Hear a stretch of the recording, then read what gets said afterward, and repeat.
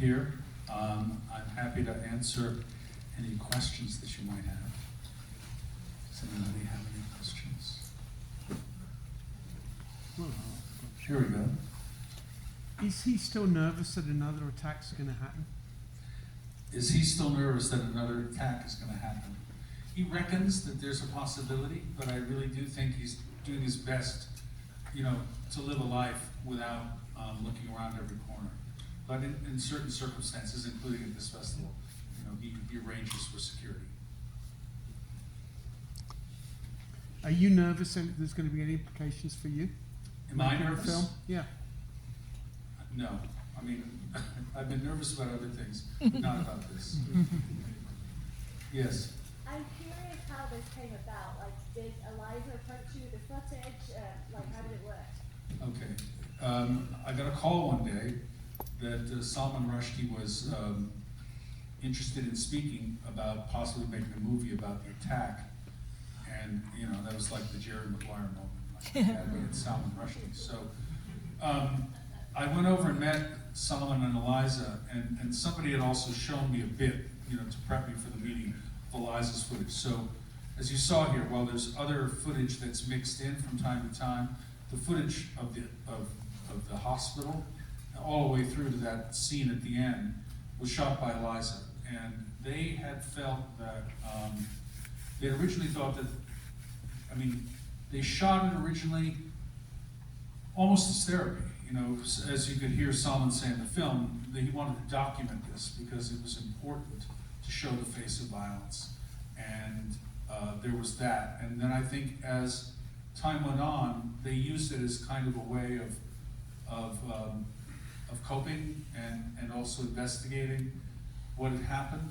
And then when they got to a certain point after they had gone back to Chautauqua, they thought, well, maybe we'll make a film about it. And then they looked at it, and they just felt that they were too close to it. And they wondered if it could be put to some use by somebody else. And they met with a few people, and then met with me, and we got along very well.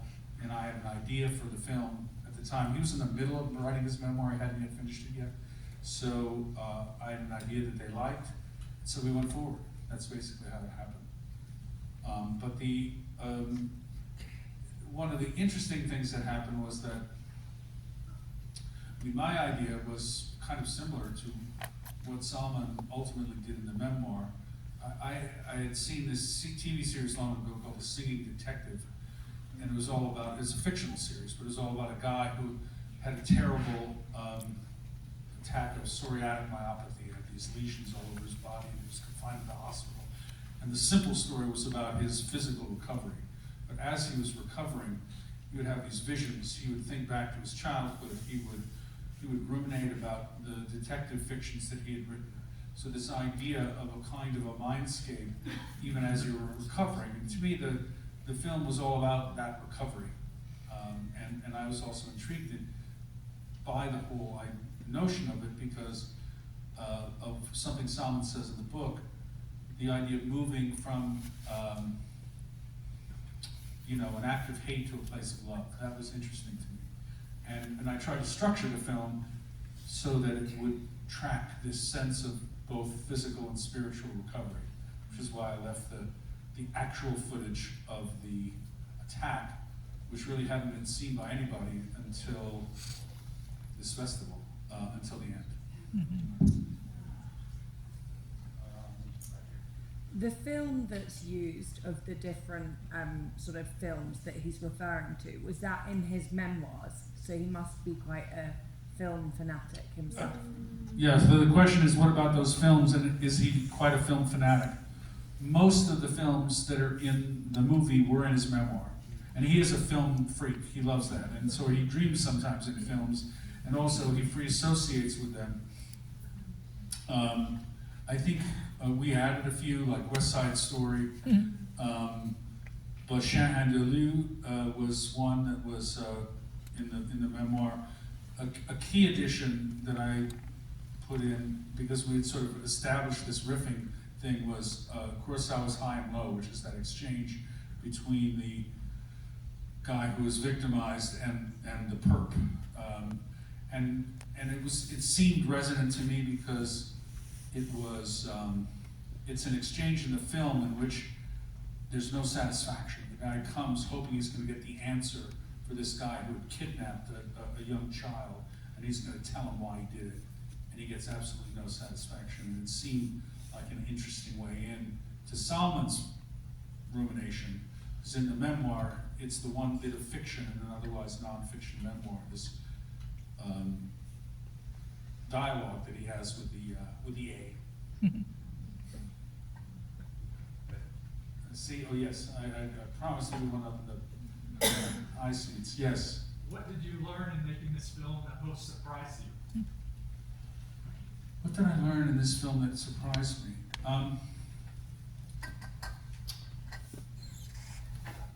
It's a really good question. I think I learned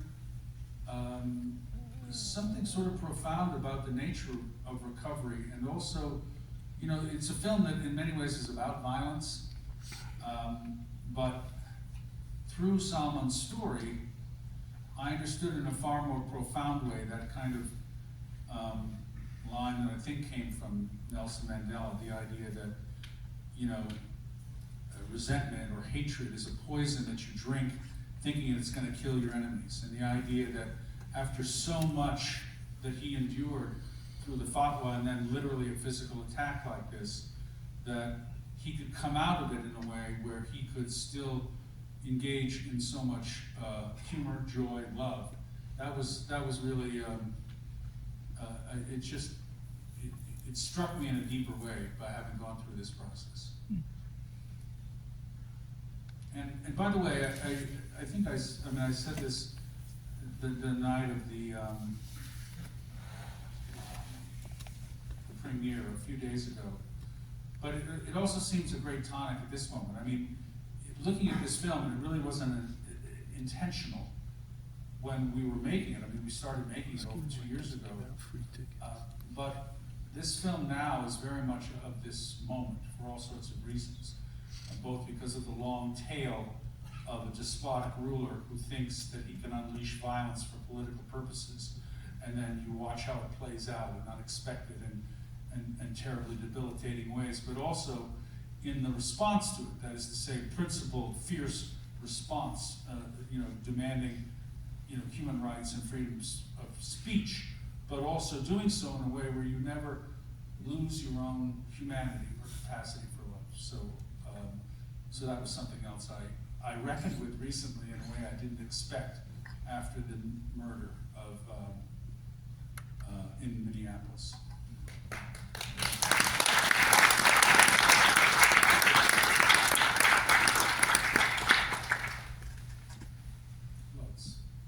Yes, way up there. Yeah, so it seems like obviously you made this film right after the incident, and Salman relived the events with you, going through exactly what happened.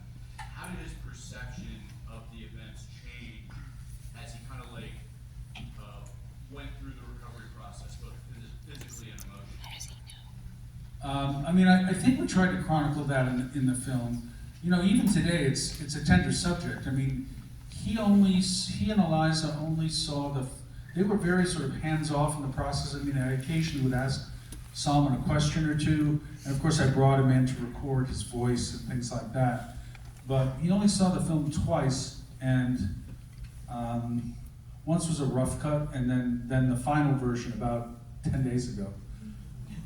And he says he could watch it very much like a film buff and say, oh, this is a good movie. But at the same time, it's very difficult for him to watch. He said it was much harder actually watching the rough cut than the next one, so maybe he might watch it one more time. But I think that testifies in a way to sort of the difficulty of, it's familiar to all of us, a kind of PTSD, how you need time, and also working through a moment like that in order to be able to process it and move on. It took time.